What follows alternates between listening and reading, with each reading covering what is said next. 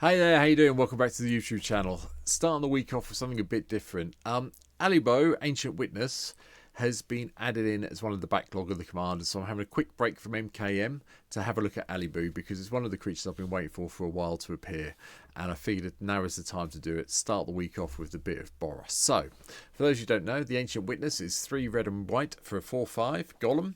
And other artifact creatures you control have haste. And whenever one or more artifact creatures you control attack, Alibou, Ancient Witness, deals X damage to any target, and you scry X, where X is the number of tapped artifacts you control, not just your creatures, tapped artifacts. So yeah, this is quite good fun. This is one of the cards that me and a couple of my moderators on my stream, there's a link down below if you want to come and follow the stream and see me play these decks, have been waiting for it to be programmed in, and we're really happy it's here. So here we go. Here's my take on Alibou for today's deck tech.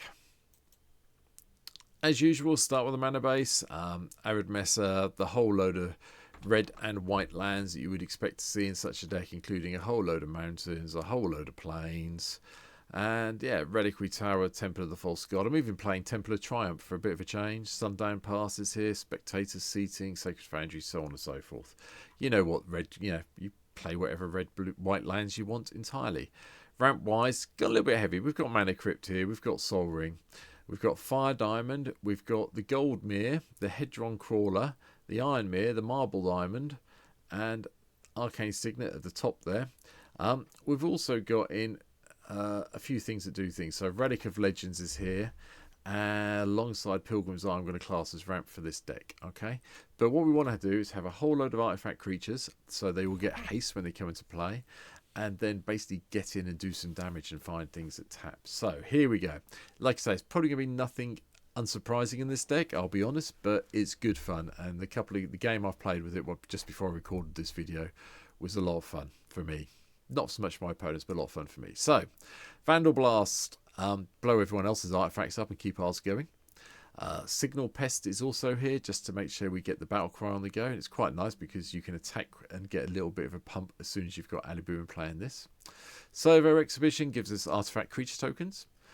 Dockside Extortionist, yeah, no, it's not an artifact creature, but we do need some treasures to keep things going. Loyal Apprentice, as long as we've got Alibou in play, gives us a Thopter each turn. PR Nilar Console Revival is quite nice, gives all our Thopters haste anyway, and whenever you play a land from exile or cast a spell from exile, create a 1/1 colourless Thopter artifact creature token with flying. Not many spells coming in from exile, but hey hum, we'll deal with it. This is one of the spells that does come in from exile. That's Hypocrisite, because once it's died you get to suspend it at 3. I've been through everything else on this side, I believe. Oh, apart from, the last two. Ornithopter Paradise is a hasty mana giver. Patchwork Automaton just gets bigger every time we cast an artifact spell, and with its War 2 can be difficult to deal with. Yeah, unless it gets Vandal Blasted. Steel Overseer makes sure that all our creatures get pumped up, because most of our creatures are artifacts, so a little bit of damage, you can't complain. And with Alibou in play, whoops, does have haste, you can do it instantly. Thopter Engineer enters the battlefield. We get to have a 1/1 Thopter, and it gives another way of giving all artifact creatures haste. Anim Pakal, 1000th Moon. I just like all the gnomes we get that come into play tapped. That's quite nice. And they're artifact creature tokens, so hey hum, even more things here. Admittedly, the first time you attack, you miss the trigger, but so be it. Academy Manufacturer gives us just food, clues, and treasures. Chief of the Foundry gives all our artifact creatures a pump. Filigree Familiar, life gain card draw, you know the score. Foundry Inspector makes all artifacts cost 1 less. Howling Golem is just fun because it gives everyone a card draw and people don't kill it. Unlike Metal Worker, which most people will kill on sight because of the amount of mana it can give us, especially if we've got Alibou in play and a handful of cards still. Bear it in mind. My Propagator is just a bit of fun, so we can keep having the tokens pop up of these, and you can tap it to make another one. It's all good. And Starford Domination. Obviously, we're just going to use this for a bit of life gain or tapping or card drawing. And then we'll let Alibou trigger, count it in play, and then tap it if we need to do it again at some stage. Against All Odds comes in just to help us return artifacts that cost 3 or less from our graveyard to the battlefield, or we can exile a creature that or artifact we control has been targeted and bring it back in again. It's lovely with Cataclysm Gearhulk.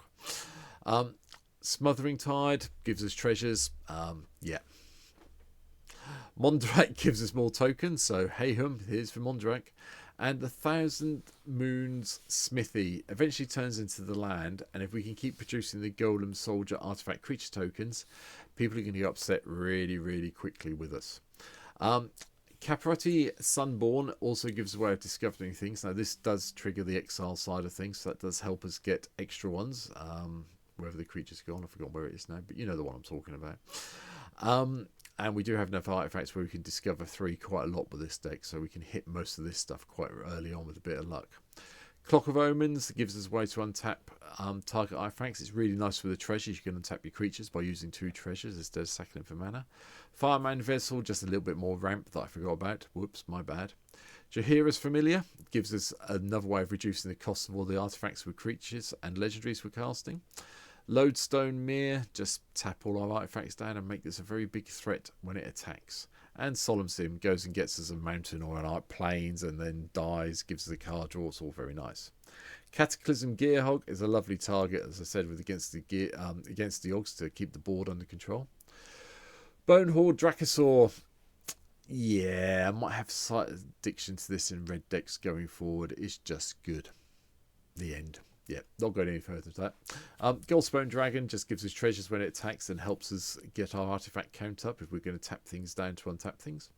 And the Here's Resolve. Creatures you control get +1/+0 and have haste. And then you can exile things and return them that are non-tokens and get things reset. It's all very nice. Cathaldra Forge Master is just a way to get our big artifacts out. We can sack 3 treasures to it, for example, and go and get a really nice artifact and put it into play. And Toskia's Onulet leaves the battlefield, you gain 2 life. We can unearth it. It's very nice. The end. It's 4/4 for 5, so that's good. Combustible Gearhog will end up giving us cards 9 times out of 10. And one of our other win conditions, the Hellkite Tyrant. Nick everyone's artifacts, and if we have 20 or more artifacts at the beginning of our upkeep, we win the game. Should be able to do that with this deck quite happily, especially with something like an Impakal kicking around. So bear that in mind. Gemini Engine is just nice, gives us an extra artifact twin token that's attacking. We get to sacrifice it. Thopter Assembly, if we control no Thopters other than the Thopter Assembly, return it to our hand and we get 5/1/1 colourless creature tokens, or in the case of Mondrak being in play, that's 6, so yeehaw, go for us. And Wormcoil Engine, it had to be here, didn't it? It's like, you think of an artifact creature, most people think of Wormcoil Engine nowadays. Even though it's an older card, it's been around since Scars of Mirrodin, people still think about it and still respect it as one of the better artifact creatures ever printed, in my mind. Brilliant Restoration just returns everything if it all goes pear-shaped, which is nice. Combat Thresher is just a little double striking 1/1 to start with, or if we can do it at the 3/3 and make it double striking there, it's even better. Mere Battlesphere gives us a whole load of Mere tokens and gets really big when we attack. Mere Enforcer just has affinity for artifacts, so we should be able to get this down for 1 or 2 mana a lot of the time. Yeah, because Omnithopter and Memnite are also here, so there's 0 casting cost ones, which is even better. And threefold Thunderhulk. Another one of the artifact gnomes that comes in from the Lost Caverns of Ixalan. Enters the battlefield or attacks, creates a number of 1/1 colourless gnome artifact creature tokens equal to its power. And yeah, you can just sacrifice another artifact to put a +1/+1 on it. You can do it in response to the trigger, to be fair. It's quite good. Chisagori Forge Tyrant, we had to have this in. Another one, affinities for artifacts. It's probably going to cost you 3 red mana most of the time. Exile top 5 cards to your library. Cast an artifact spell from among them. If you do, it has affinity for artifacts. Nice.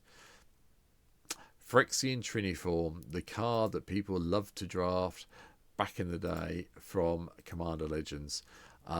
When it dies, you get 3/3 colourless Phyrexian Golem artifact creature tokens, and you get to do the Encore effect.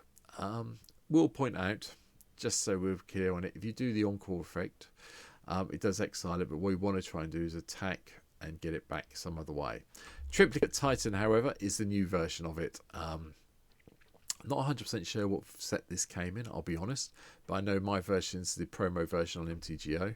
But yeah, when it dies, you get 3 different types of golems, one with vigilance, one with flying, and one with trample. And with Mondrak in play, you get 2 of each, even better.